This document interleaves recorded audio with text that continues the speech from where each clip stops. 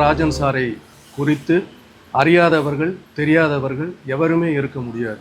திரைப்பட தயாரிப்பாளர்களுக்கு ஒரு பிரச்சனை என்றால் திரைப்பட உலகில் முதலாக அந்த தயாரிப்பாளர்களுக்கு ஆதரவாக ஓங்கி ஒலிக்கிற குரல் அவருடைய குரலாகத்தான் இருக்க முடியும். திரை உலகின் ஒரு சரித்திரமே சாய்ந்தது என்று சொல்லலாம். 85வது வயதில் அவர் ஏன் இந்த ஒரு முடிவை எடுத்தார் என்பது கடவுளுக்கு தான் வெளிச்சம். சினிமாவில் ஃபைனான்ஸ் கொடுக்கக்கூடிய தயாரிப்பாளர்கள், ஃபைனான்ஸ் செய்பவர்கள் எப்படியெல்லாம் பாதிக்கப்படுகிறார்கள், எப்படியெல்லாம் மன உளைச்சலுக்கு ஆளாகிறார்கள், மனவேதனை அடைந்து தற்கொலை செய்யும் அளவிற்கு கூட தூண்டப்படுகிறார்கள் என்பது இன்று காலையில் அவருடைய மகளும் மகனும் அளித்த பேட்டியில் நாம் பார்த்தோம்.